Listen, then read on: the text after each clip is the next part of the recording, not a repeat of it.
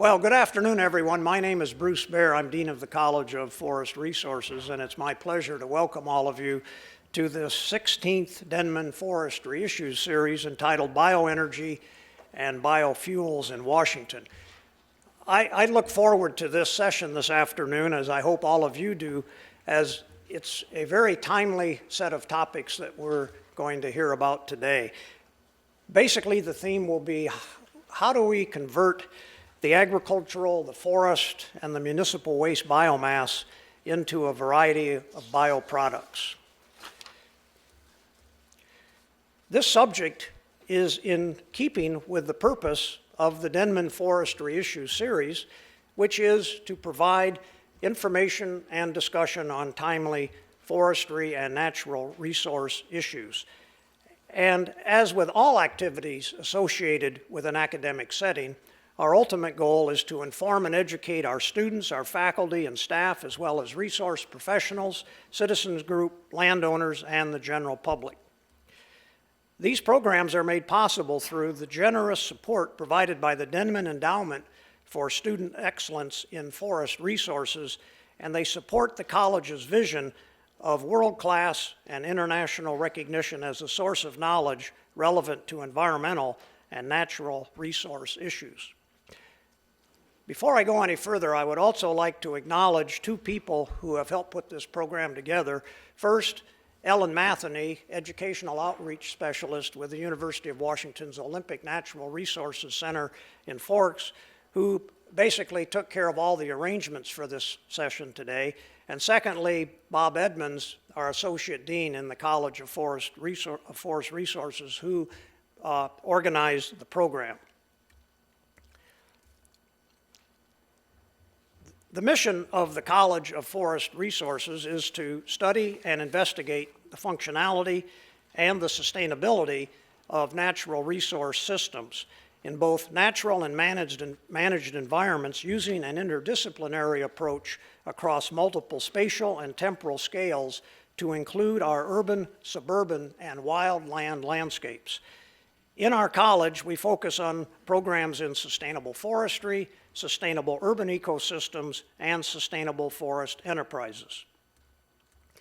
Sustainability serves as the goal for all of our programs and includes all resources such as timber, plants, water, wildlife, or insects, for example, considers the needs of future generations as well as those of the present, and strives for a dynamic equilibrium that balances ecological functions and conditions with social and economic factors. Today, we wish to focus on a variety of issues related to the conversion of biomass to bioenergy, biofuels, or other bioproducts here in Washington State. And we believe that this theme does, in fact, reinforce the college's theme of sustainability. There's many types of biofuels that you'll hear about. I'm just going to list a couple. One is biogas, sometimes called swamp gas, landfill gas, or digester gas, produced under anaerobic conditions from organic waste and is composed of methane and carbon dioxide. A second is bioethanol, produced by fermentation from a variety of crops, typically sugarcane, corn, sugar beets, potatoes, and many others. And then there's additional biofuels, such as cellulosic bioethanol, which is made from lignocellulose, which would be materials such as corn stover, wood chips, switchgrass, wheat straw, etc., using one of two processes, either a biological approach, cellulosis, or a thermochemical approach, gasification or pyrolysis. And then there's many others: biodiesel, bio-oil, butanol, biomethanol, propanol, and many others. Why are we interested in bioenergy and biofuels? Well, there's many reasons. In forestry, one of the big reasons is we wish to use a lot of our small trees found throughout our forest in North America to improve the health of our forest. Oftentimes, these small trees are clogging up the forest, causing many disease and insect outbreak problems. If we could find markets for these small trees in biofuels or bioenergy outlets, it would greatly aid the improvement of our forest health. The second reason we're interested is to reduce the geopolitical reliance on fossil fuels and increase energy security. A third is that the use of these fuels is more carbon neutral than fossil fuels, as shown by many life cycle analyses, and it helps reduce our greenhouse gas emissions. And lastly, we want to use biofuels, produce biofuels and bioenergy to help increase rural development opportunities. Our theme is bioenergy and biofuels in Washington, and it's my pleasure to introduce your moderator from the University of Washington College of Forest Resources, Professor Kevin Hodson. Kevin?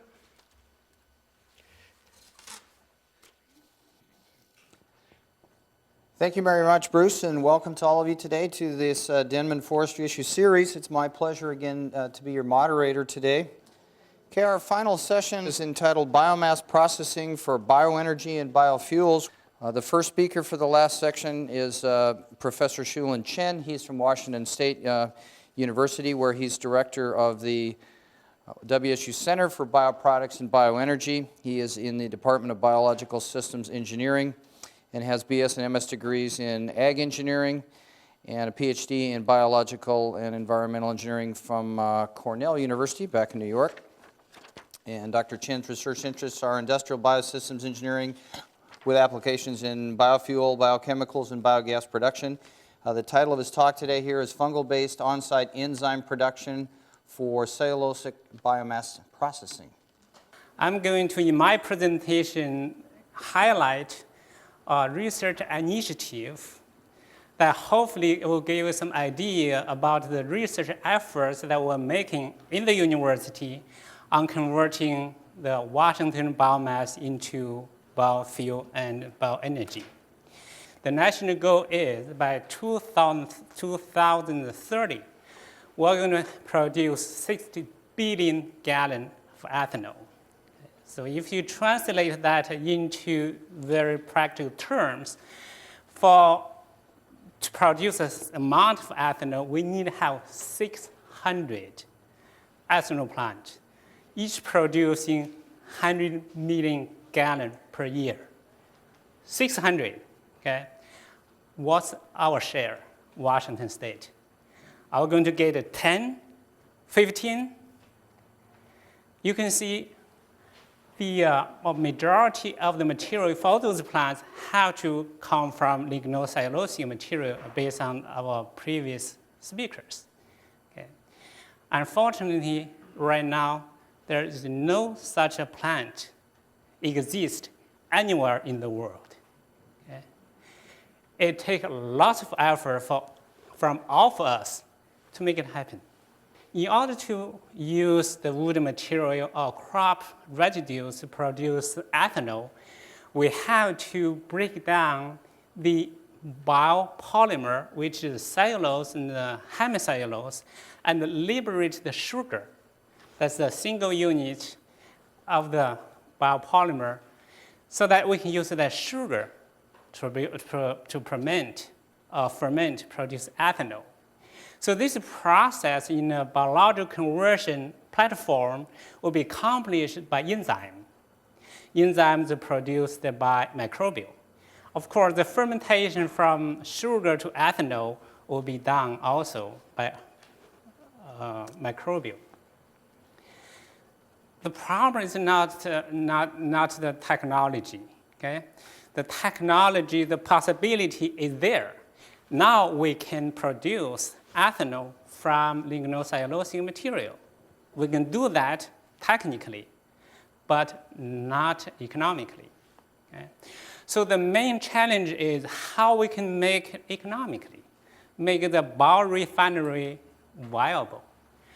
So if you look at the cost of ethanol production from lignocellulosic material, in simple term, we can divide into three parts. The first part is enzyme. The second part is the processes. The third part is feedstock. So the president goal set when he talked 2002, that this line. So we need to accomplish this line so that we can make sure that lignocellulosic ethanol become competitive in 2012, competitive with corn ethanol. So long way to go. Now, from the research perspective, that's our job. Our job is to try to find ways to reduce the columns so that each one becomes smaller. What we do at WSU, we're working on, in our department, by the way, we're working on the first two, the enzyme production and the process cost. So the approach that we're taking, this is just one example again, is to produce the enzyme on site. Yeah? You think enzyme is very expensive. Why is it expensive? Because all the production relates to enzyme. If we can produce this enzyme on site, then we can reduce the cost of that enzyme. And also, if we do it right, we can produce the enzyme in a way so that it also helps the pre-treatment. So that's the approach we're taking. Why we select on-site enzyme production? Because our benefit associated with it. First, we don't want to purify the enzyme. We'll produce on-site, we use it right away. No purification, reduce the cost. No transportation, because we produce the enzyme at the plant. So we don't have to transport the enzyme to the plant. And we utilize low-cost medium. I can show you what medium that we use. And we can also customize the enzyme production for specific feedstock or mixed feedstock. And the other thing we need to think about is how do we save water and other resources in the entire processes. So the technology that we're developing is not only idea. We have several major components. First one, we want to co-culture the fungus. It's a fungal-based. Different fungal species, let them grow together. Secondly, we develop a technology in our lab so that we can pelletize the fungus, let them grow as an aggregate in an ideal form so that they increase the biomass to improve the productivity. And also, again, we want to use the locally available, low-cost medium. And we want to improve the strains, find the good bugs to do the job. And certainly we can optimize the media composition so that to produce the enzyme we want. And then we can control the inducing factor and other environment factors. The enzymes are produced only under certain conditions. The fungus, you can grow like a crazy, but they don't produce enzyme. You have to induce the production of enzyme. And other environment factors you have to control. I just want to give you some examples. Each data point represents a lot of hard work. Okay?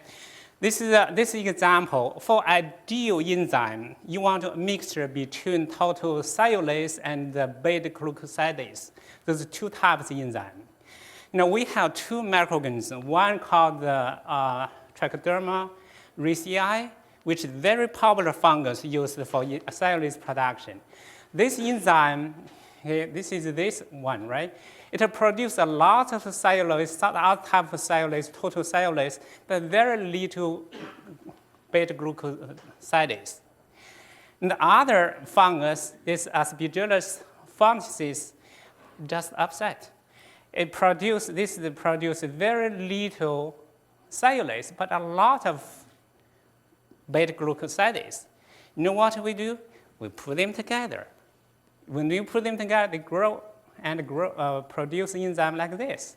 Now you have what desired level of beta-glucosidase and also have desired level of cellulase. So that's ideal, right? You know what we did? We grow them on manure. Okay? Manure is not a good thing, right? From the general public perception. However, to the fungus, they're ideal. Okay, look at the nutrients. Look at the nutrients in the manure. It's just dairy manure. Yeah. So we did that. Again, the other challenge in the enzyme production is you have to control the morphology of the fungus. Okay? If you let the fungus grow in manure, they grow like this, like crazy, like a cotton shape. But we have to make them grow like this, small pellets, so that to be more efficient. So in our lab, we invented a procedure that can be reliably convert the morphology from this to that. Once we make that conversion, we can put a lot of biomass into the reactor, produce very quickly. And this is what we applied this technology to white rot fungus. You know, white rot fungus can produce lignase, which break down the lignin, right? So that help to liberate the sugar from cellulose and the hemicellulose. If we grow this white rot fungus as a mat, no enzyme activity, did not produce enzyme. But we grow them as a pellet, then we see enzyme activity.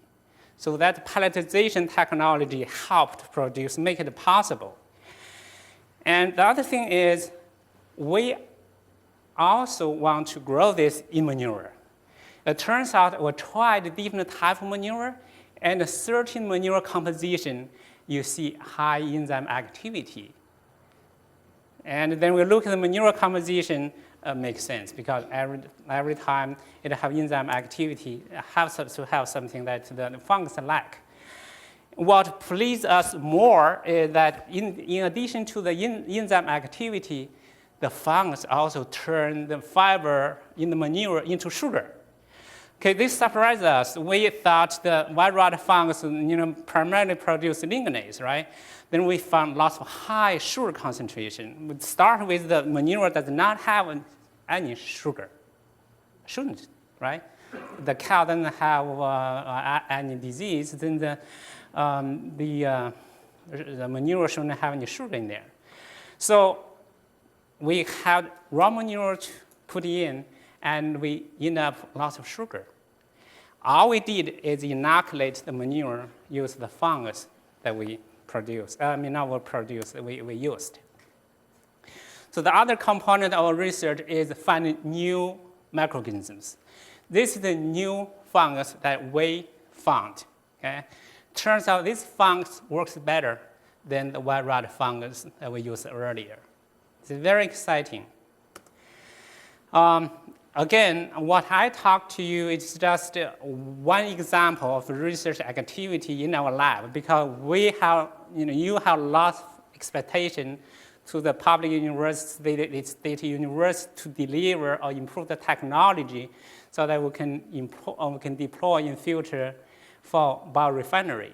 So we're doing everything we can to do the research and development and make progress in terms of science and technology. And the other related work, for example, we're also conducting assessment of different technology for utilization of Washington biomass. And also in this research group, we're developing a distributed cellulosic ethanol production system using diverse feedstock. We all recognize that we don't have the corn store as the Midwest, right? So our system has to be different from the Midwest. This is what we call distributed system use diverse feedstock. Are we accomplished that yet? Are we successful yet? The answer is no, but we're working on it. Then the third area work on is biological enhanced pretreatment. We have to help liberate the sugar by do some pretreatment to the wood material straws. Currently the chemical and physical process. We want to do that with more of a biological process. And the other area we're working on is thermophile-based consolidated bioprocessing, and also work on mathematical model for processing integration and optimization. We believe in digital biorefinery. Before we make a biorefinery, we design it on computer, work out everything, then design it, then actually build it. With that, I thank you for your attention. Our next speaker in this session is another colleague of mine, Professor Renata Bura, who just joined us about a year ago after completing a PhD from the University of British Columbia in Vancouver. She will give us a talk on the bioconversion of lignocellulosic biomass to ethanol. So today, during my talk, actually, I will discuss in smaller or bigger details how actually we convert this lignocellulosic biomass to ethanol. So have your pencils ready, and this is going to be basically a cooking class. How actually do we do it? So in order to explain this very sophisticated process, I use this very simple cartoon. It always works. So here we have a pile of biomass, and as my previous speakers actually mentioned, biomass is composed of cellulose, hemicellulose, and lignin. So first we have to separate the main components of biomass, and we do this during our pretreatment process. And the pretreatment process which we use in the lab, it's a little bit more sophisticated than, as you can see here on this actually cartoon. And we use, during our pretreatment, high temperature and high pressure to separate the main components. After pretreatment, we have to break down the huge polymer of cellulose into smaller components, such as glucose. And we do this during hydrolysis. And we use cellulosic enzymes to actually do this process for us. One of the co-products during bioconversion process is lignin. And we can use lignin actually. We actually burning this lignin, and we can actually generate in this actually system heat for our future biorefinery. As soon as we get these monomeric sugars, we can actually use our good friend, baker's yeast or brewer's yeast, to actually ferment our monomeric sugars to ethanol. And at the end of the process, we are extremely happy to get ethanol. Sometimes my students are a little bit extra happy, I don't know why. And one of the co-products is actually carbon dioxide. And we can use this co-product actually for soft drink industry. And again, after distillation, we can use this ethanol to fuel our vehicles. So this is bioconversion 101. Right now, I'd like to go into a little bit more details. So first, like I mentioned to you before, we have to use biomass to separate different components of biomass. And after pretreatment, we have a liquid phase, which is mostly composed of hemicellulose. And we have a solid phase, which is mostly composed of lignin and cellulose. So what does pretreatment do? First of all, like I mentioned to you before, it helps us in the separation of main components of biomass, hemicellulose, cellulose, and lignin. Also increases available surface area, reduces the particle size, and ideally, if we are smart about our pretreatment, it solubilizes our hemicellulose and increases enzymatic digestibility of cellulose. By the way, the pretreatment is actually the most important part of biomass to ethanol conversion. One of the typical pretreatments which we use is steam explosion. Steam explosion works well with agricultural biomass, hardwood biomass, and softwood biomass. What's a steam explosion? Well, it's a treatment of biomass with high pressure steam for a short period of time, and we have, at the end of the treatment, we have a sudden decompression. There, we can hear the explosion part. By the way, it's very safe. During the steam explosion, we actually use sulfur dioxide sometimes or sulfuric acid to impregnate our biomass in order to increase steam explosion efficiency. What are the typical conditions? No, you cannot use your microwave. You have to use temperature between 170 to 250 degrees Celsius and time between 10 seconds to 10 minutes. And again, the conditions will depend on what kind of biomass you're dealing with. And I'll cover this in the future slides. So how actually does it look like? Steam pretreatment system. Again, you cannot use this in your own backyard. You have a special lab or future biorefinery. So here we have a picture of 2-liter steam gun. And steam gun has a fill valve, steam valve, and blow valve. At the end of steam explosion, the pretreated biomass is actually being received here in the receiving vessel. And here we have a picture of the pretreated corn stover after steam explosion. So next exciting part, okay, we separate our hemicellulose from cellulose and lignin. And right now we have to deal with this long polymer of cellulose. We have to break down this long polymer into glucose units. So we use our enzymes. And we heard about good things about enzymes from the previous speaker. During this process, we use cellulases. They're produced by bacteria or funguses, and they catalyze the depolymerization of cellulose. And we have 3 types of cellulases. Endoglucanases, they work actually in the middle of the chain. Exoglucanases, they work on the end of chain. And beta-glucosidases, they actually break down cellobiose into glucose. And how does it look like? Well, you see the magic in a few seconds. So we have right now stack of long chain of cellulose in a pre-treated lignocellulosic biomass. So, okay, I mentioned to you before we have 3 types of enzymes. So the first one is endoglucanases. And they actually break down the cellulose in the middle of the chain. Here we have another endoglucanase. It does exactly the same job. And everything happens in a catalytic site.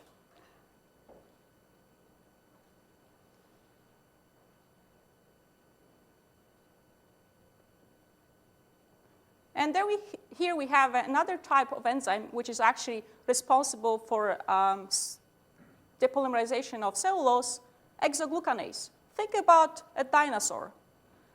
This dinosaur actually has a linkage here, catalytic domain, and actually this part is responsible for attaching itself to cellulose chain. As you can see from this movie,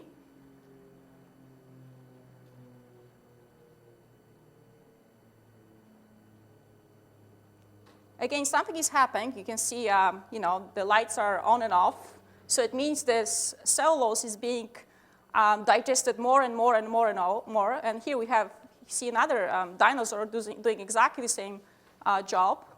It's being actually very active right now. As you can see, this linker is moving constantly, and binding domain is just going after this cellulose like there is no tomorrow. And then again, this is an active process. You see the lights are flashing.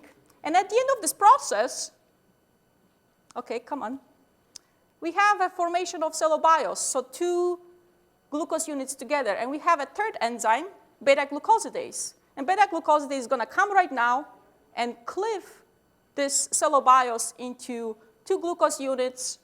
And actually, cellulose is ready for fermentation process.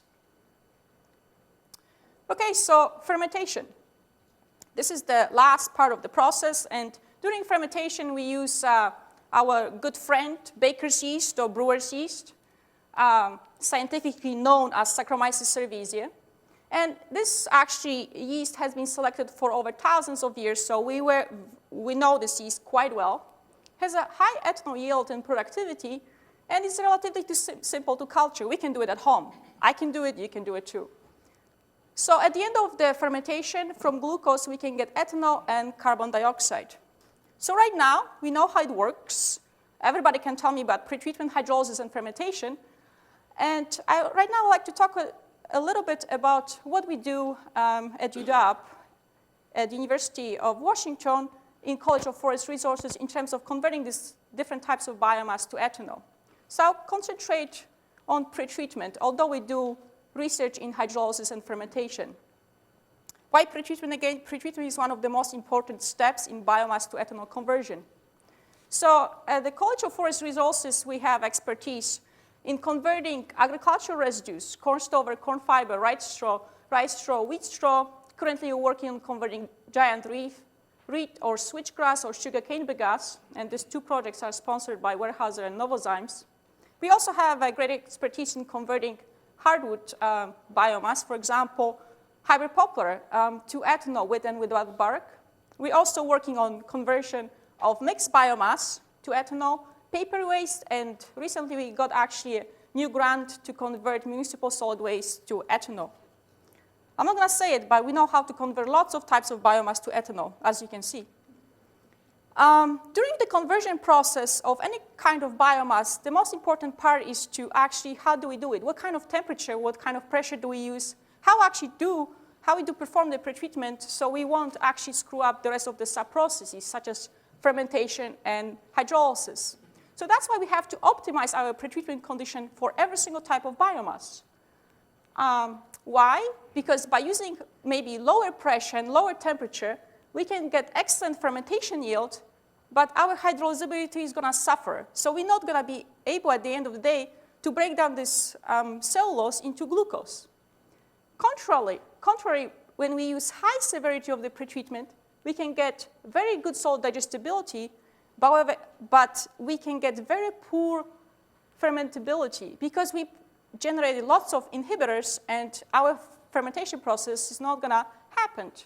So every single feedstock has its own optimum pretreatment severity, which is characterized by good fermentation yield and good salt digestibility. For example, we are able to find this optimal pretreatment conditions for corn fiber, corn stover, mixture of corn fiber, stover, and poplar, or lodgepole pine. As you can see, for agricultural residues, we don't have to use so much power to break down agricultural residues to ethanol. However, for hardwood and softwood residues, we have to use a little bit higher pressure, temperature, in order to separate the main components of cellulose, hemicellulose, and lignin. So what's actually, at the end of this talk, somebody might ask me a question. So if I have a 1 kilogram of biomass, how much ethanol do I get at the end of the day? 1 mil, 5 mils?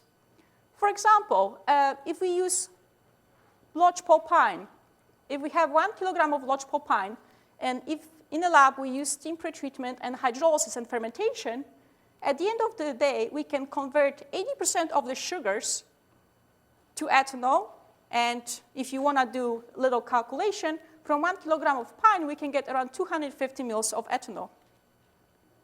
In conclusion, as you can see, converting lignocellulosic biomass to ethanol is quite easy. I wouldn't go that far. It's not that easy. I just made it easy. We use pretreatment, hydrolysis, and fermentation. So I'll be happy if you, after this talk, will remember that in order to convert the biomass to ethanol, we have to use 3 processes: pretreatment, hydrolysis, and fermentation.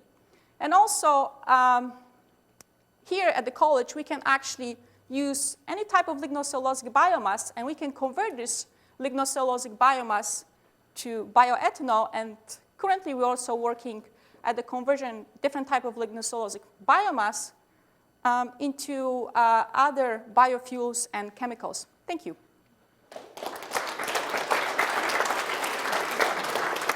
Our next speaker is also from the College of Forest Resources here at the UW, Professor Sharon Doty. She's assistant professor here, a geneticist and a microbiologist with degrees from Cal Davis and here at the UW. She's going to give a talk today entitled Enhancing the Efficiency of Biofuel Production Using Endophytic Microorganisms. So I'm going to be talking about enhancing the efficiency of biofuel production using microorganisms that live inside of plants. Some of the bioenergy problems that have been brought up recently in these talks are that even if we used all of our corn and all of our soybean exclusively for bioenergy instead of for food, it still wouldn't satisfy our energy requirements. And so we really need to focus our attention away from these things to eat our food instead of burn our food. Also, there's a great deal of waste in transporting the feedstocks. It really is making no sense that we're importing corn from the Midwest to the Puget Sound area so that we can make ethanol. In order to switch over to this lignocellulosic ethanol production that has been discussed so much today, we really need to be able to increase the efficiency of this process. So 2 of the methods I'm going to discuss today are one, to try to grow plants, bioenergy crops at lower cost, and the second is to use yeast strains that are adapted to the sugars that are in plants. So the focus of my research is on poplar and willow. These grow in many different regions, as has been discussed earlier. Because they're not annual crops, then they utilize the resources more efficiently. You can grow them for several years, and it's not such an intensive crop such as corn. Populus trichocarpa is our native black cottonwood. And the Salix sincensis here is our native willow. So they both belong to the same family. There are about 450 species of willow worldwide, 106 of these in North America, so there's a great deal of genetic diversity. They can colonize nutrient-poor sites. They don't need to be taking up our prime agricultural land. They have an extensive root system. They have high wildlife value, so in the time when they're not going to be used for bioenergy, they can be nesting ground for birds. They grow very quickly. In just 2 years, they're already 3 to 4 meters tall. And it's been noted that willows are the least expensive woody plants to grow. So for all of these reasons, they make excellent candidates for bioenergy crops. So first I'll talk about reducing the cost of growing these bioenergy crops. One of the major costs of growing these crops is the cost of chemical fertilizers. Chemical fertilizers are synthesized, made by this process, which takes a great deal of energy to produce these chemical fertilizers. And we use an amazing amount of them. So this chart shows the world fertilizer use. This is the year, and this is nitrogen in a million metric tons. You can see that our demand for chemical fertilizers has been steadily increasing. This production requires petroleum. It's a very high energy requiring process. So if we can diminish the use of these chemical fertilizers, we can decrease the costs of producing the bioenergy crops. So this can be done biologically instead of chemically. So using microbes that can fix atmospheric nitrogen. So our atmosphere is 80% dinitrogen gas, but only certain microbes are able to utilize this nitrogen gas and convert it to a form that's usable. This is the enzymatic reaction for nitrogen fixation that only some microbes have. It's an energy-intensive process biologically, and so it's usually coupled with a plant. So these microbes tend to hang out with plants. The plants are photosynthesizing, and they produce a great deal of extra sugars that they transport into the zone where the bacteria are. And then the bacteria are fed, and then in return they can produce this usable nitrogen form, the ammonia. So my research focuses on endophytes. These are microorganisms that live inside of plants without causing disease. They've been shown to have all sorts of benefits to the plant, including increased nutrient acquisition, which includes the nitrogen fixation. They can help plants resist pathogens, and remarkably, they help the plant to resist all sorts of stresses, including salt and heat and cold.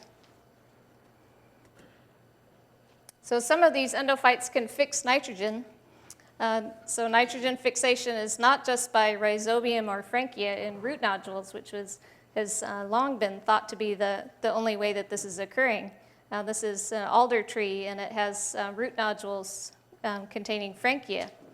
But just in the last 10 years or so, research has shown that microbes can live inside of plants and fix nitrogen there. And one of the best examples is the sugarcane endophytes. These were found to provide a significant amount of nitrogen for the plant.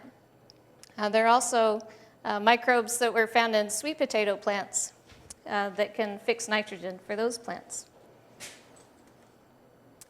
So in my research, I've been studying poplar and willow, and I found that poplar and willow contain these nitrogen-fixing endophytes as well. So in wild settings, poplar and willow can grow under very low nitrogen conditions. This is the Snoqualmie River in western Washington. And as you can see, the poplar and willow are growing in nothing but rocks. There's no organic material there at all. So I looked inside of the stems of these poplar and willow, and I found quite a collection of these microbes that can fix nitrogen. These are not in any sort of root nodules like with legumes. These are just growing within the stem. So this is a growth curve showing, this is time and optical density, showing the growth of the microbes. And you can see that many of these strains that I isolated from poplar and willow grow remarkably well in medium without any ammonium or nitrate. In other words, they're getting their nitrogen from the air. So my idea is that ultimately we can use biological nitrogen fixation instead of chemical fertilizers to grow these bioenergy crops. So my second part of my talk is on using more efficient yeast strains to increase the efficiency of biofuel production. This is in 2 components. One thing that hasn't been brought up yet today is that the baker's yeast that is normally used focuses only on 6-carbon sugars. And so yeast that could use both 5-carbon and 6-carbon sugars would be of great benefit. And also yeast that are tolerant to the chemicals that are released during this processing, those inhibitors that Renata Bura mentioned, would also be helpful. So poplar trees, for example, contain about 17% xylose, and xylose is a 5-carbon sugar that the baker's yeast will not even look at. So in my my studies of looking at microbes that live inside of poplar and willow, I found that some of them were yeast strains. And so I was wondering if these yeast strains from poplar might be better for bioethanol production. This is a graph showing, again, growth over time. This is baker's yeast, which is not growing well at all. This is xylose, is the sugar. And xylose, again, is one of those 5-carbon sugars. So so baker's yeast doesn't grow well. But one of the yeast strains that I isolated that naturally lives in poplar grows quite vigorously in this 5-carbon sugar. So I think this makes sense if the microbes are living inside of poplar and willow, that they would be adapted to the sugars that are normally present. These poplar yeasts also produce more ethanol from xylose than baker's yeast can. So when they're provided 3% xylose, baker's yeast produces a small amount, whereas some of these strains that I isolated from poplar all contain maybe they produce about 3 to 4 times more ethanol. And then the second point, are these strains more tolerant to the phytochemicals that are released from plants? So this work was done by an undergraduate researcher in my lab. This is just a very simple assay to see if when you homogenize plant tissue, in this case you just used a blender, when you collect poplar leaves and put them in a blender, it produces a nice green solution, but then it very rapidly turns gray. And so these are all of these phenolic compounds, these inhibitors that are being released by the plant cells. Then we measured the growth of the yeast strains from poplar compared to baker's yeast. And you can see here that after about a day, the baker's yeast just dies. It just can't grow anymore in these phytochemicals that were released by the poplar, whereas the other yeast strains that were from poplar are continuing to grow uninhibited. So the conclusions are that these endophytic microbes can help poplar and willow to grow on nutrient-poor land at very low cost. You could use them instead of chemical fertilizers. Also, the poplar yeast strains can utilize both 5-carbon and 6-carbon sugars, while the conventional strain cannot.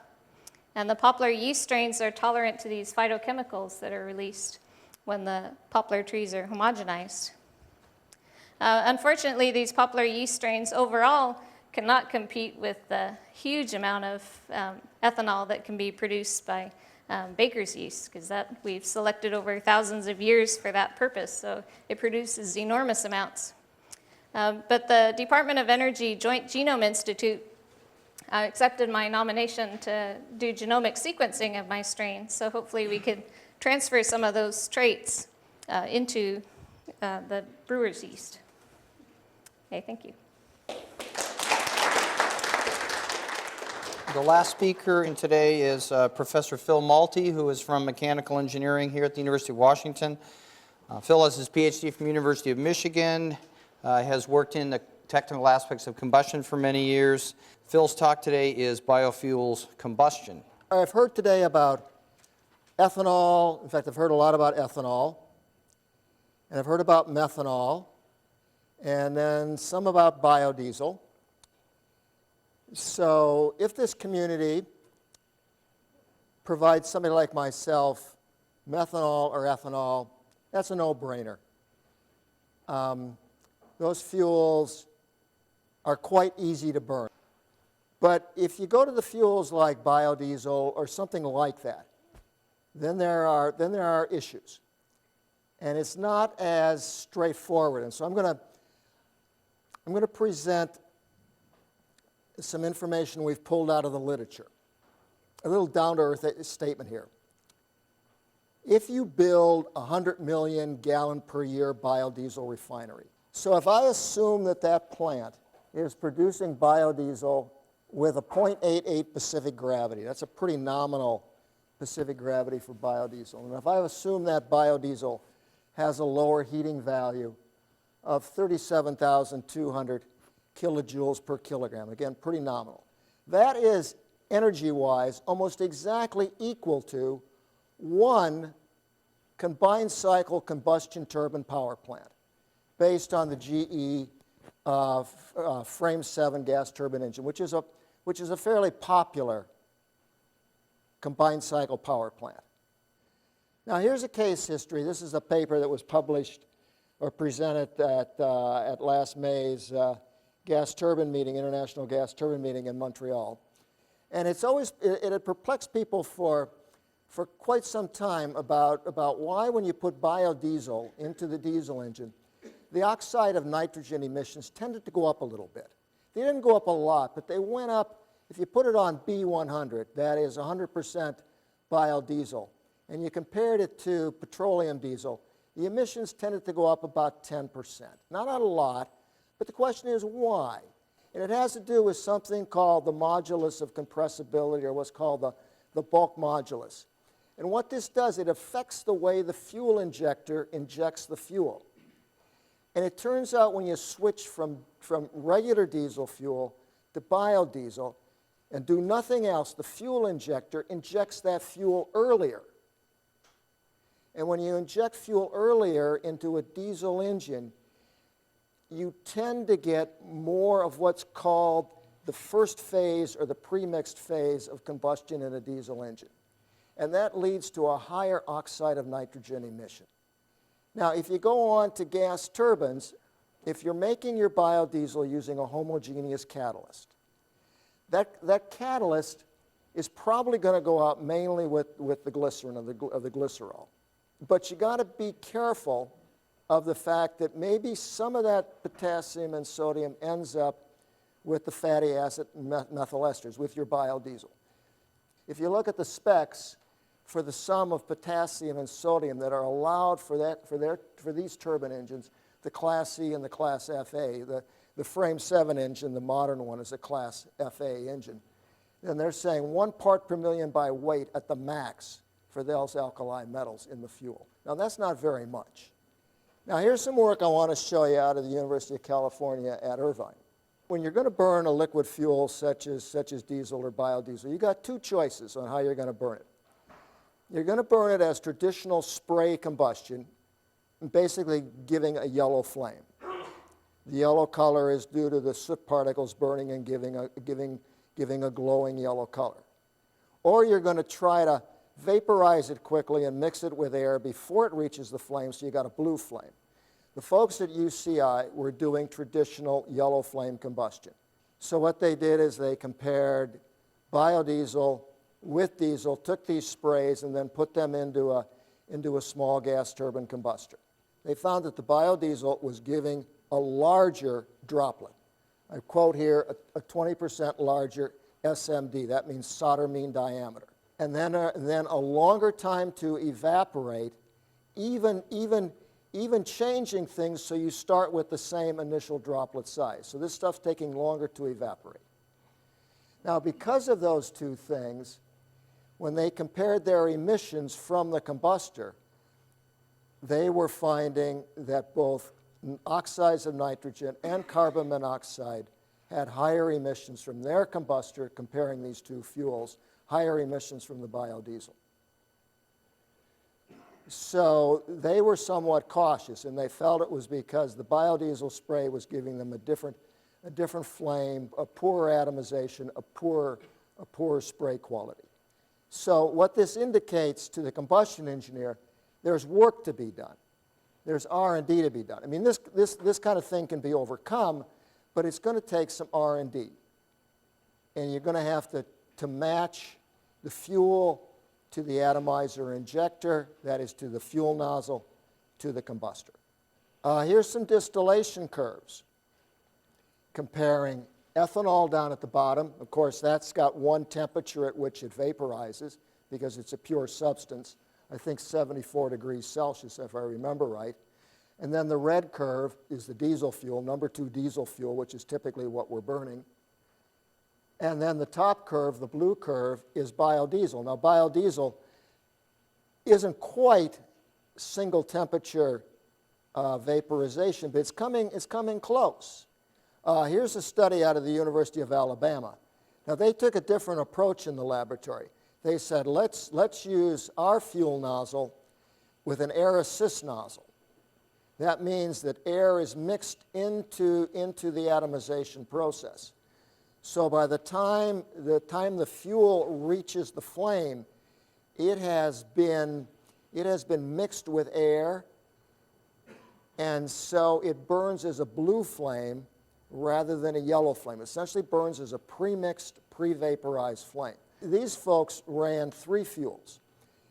They ran biodiesel, they ran diesel fuel, and they also ran what they call bio-oil, which some of us call pyrolysis oil. They found that the NOx for the biodiesel was less than the other fuels, and they found that the carbon monoxide was less than the other fuels. So this is encouraging.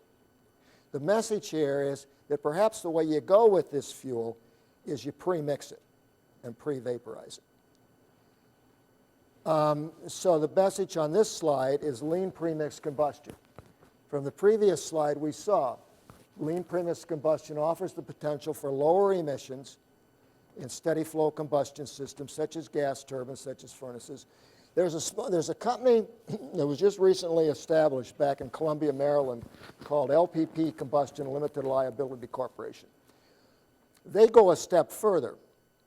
Their technology takes a liquid fuel such as biodiesel or such as diesel, converts that fuel in a skid-mounted rig by the furnace or by the engine to a gas. Then that goes into the engine and basically burns as natural gas would burn, giving very low emission. Now, our work in my laboratory is focused on the following. We are pursuing the lean premixed combustion route. And our work is done in fairly high-intensity flames, as you would find in gas turbine engines and some of your power generation furnaces. And what I've shown up in the corner there is one of our combustion reactors, which we call jet-stirred reactors. What you see is the outside of it, and you can see the glow from the combustion that's inside.